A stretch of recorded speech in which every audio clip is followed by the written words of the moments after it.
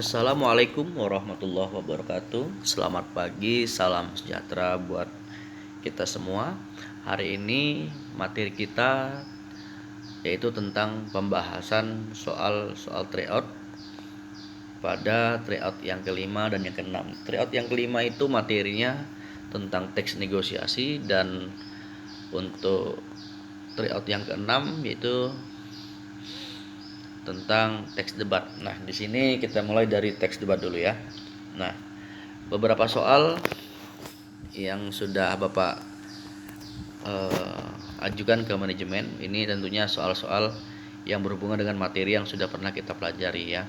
Nah, contohnya yang pertama ini jenis perdebatan yang banyak digunakan pada paruh waktu pertama perdebatan. Setiap tim memiliki 2 segmen untuk menyajikan argumen. Nah, ini disebut sebagai perdebatan antar tim ya.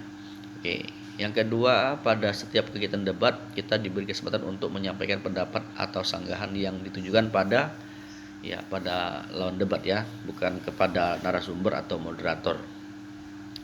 Nah, jadi di dalam perdebatan kita memiliki teman debat atau lawan debat ya. Jadi kalau tidak ada lawan debatnya maka tidak ada argumen yang disanggahkan gitu. Nah, yang ketiga, pemimpin sidang atau yang disebut dengan moderator tugasnya adalah menjadi pengarah pada acara pembicaraan, acara atau pemimpin diskusi ya, yang disebut dengan moderator ya. Yang keempat, kriteria moderator yang baik ya. Sebenarnya tidak hanya netral ya, tetapi dia juga harus berintegritas ya. Integritas. Nah, jadi tidak hanya netral, tapi dia juga punya posisi yang penting di dalam debat ini. Tidak hanya netral, tetapi juga punya integritas. Yang kelima, pembahasan dan pertukaran pendapat mengenai satu hal dengan saling memberi alasan untuk mempertahankan pendapat masing-masing. Hal tersebut disebut dengan debat ya. Nah, kalau diskusi belum tentu isinya itu perdebatan ya, bisa saja dia searah gitu ya, apalagi diskusi dengan pimpinan ya, tidak berani kita berdebat.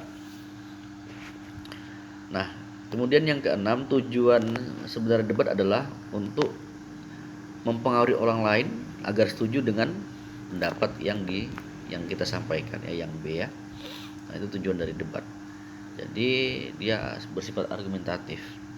Yang ketujuh, jenis metode yang dapat digunakan dalam debat adalah metode yang digunakan adalah metode logika ya. Nah, jadi kalau logikanya bisa dipatahkan, maka debat kita dapat menangkan.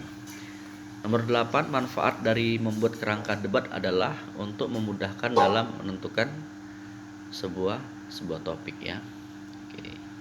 Nomor 9, perdebatan yang baik seharusnya dapat menghasilkan ya, bukan menghasilkan teori ya. Kalau menghasilkan teori itu penelitian. Ya, dia harus bisa menghasilkan kesimpulan ya. Oke. Nah, ini yang kedua, teks negosiasi ya. Di sini ada penjual dan pembeli. Good morning, ma'am. Selamat pagi. Selamat pagi. Mari mau beli apa? Ada patung Garuda Wisnu Kencana yang dibuat dari kayu. Oke. Isu yang diangkat dalam kutipan cerita tersebut adalah jual beli patung ya. Sudah nampak di situ si pembelinya menanyakan tentang patung Wisnu Kencana. Nah, kemudian yang kedua, cuplikan tersebut termasuk ke dalam bagian orientasi ya, atau pembukaan cerita. Karena di sini ada ucapan salam ya, good morning dan selamat pagi. Kemudian cerita kedua, negosiasi kedua, penjual mengatakan yang ini tidak terlalu besar tapi dibuat dari kayu, yang dari kuningan habis. Kata pembeli, ya daripada kayu tidak apa-apa ya, patung itu sudah di tangan pembeli dan ia mengamatinya dengan cermat. Penjual memberikan rayuan ya, bagus itu mem, cocok untuk dipakai sendiri atau untuk souvenir ya. Nah, kata yang tepat untuk mengungkapkan persetujuan dalam kutipan di atas adalah kata bagus dan kata iya ya. Oke.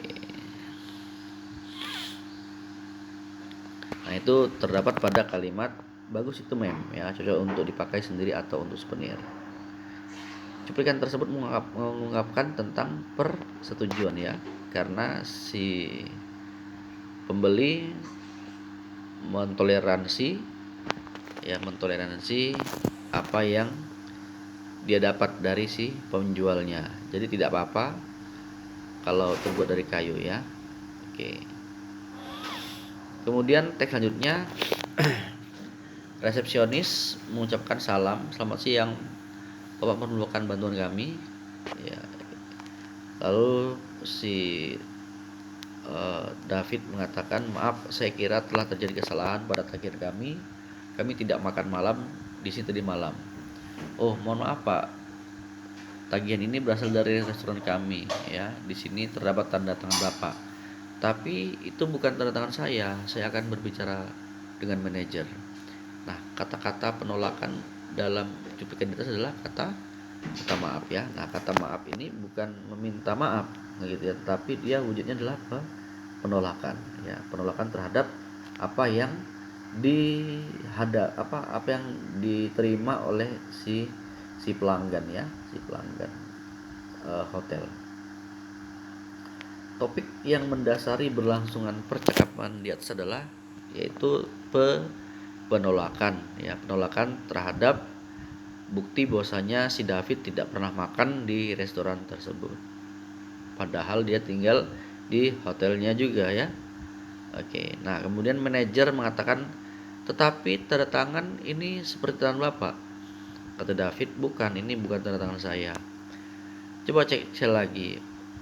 Oh, maaf, saya mohon maaf, ada orang lain yang bernama David juga, sama dengan nama Bapak. Beliau bersama istrinya makan malam di restoran hotel ini tadi malam. Jadi itu bukan Bapak. Saya betul-betul mohon maaf atas kesalahpahaman ini ya. Nah, kosakata menyimpulkan dalam cuplikan ditandai dengan nomor yang D ya.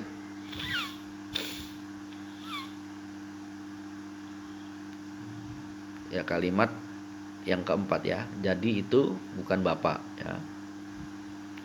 Nomor 17, cuplikan teks di atas tergolong ke dalam bagian penyadaran ya. Oke. Nah, kemudian yang terakhir, pernyataan David sebagai kelanjutan yang tepat untuk cuplikan teks tersebut adalah ya, tidak apa-apa ya. Nah, ini bagian dari penyelesaian terhadap kasus antara pihak hotel dengan pelanggannya si David ya. Oke, nah demikian saja yang dapat Bapak sampaikan. Kurang lebih mohon maaf. Assalamualaikum warahmatullahi wabarakatuh.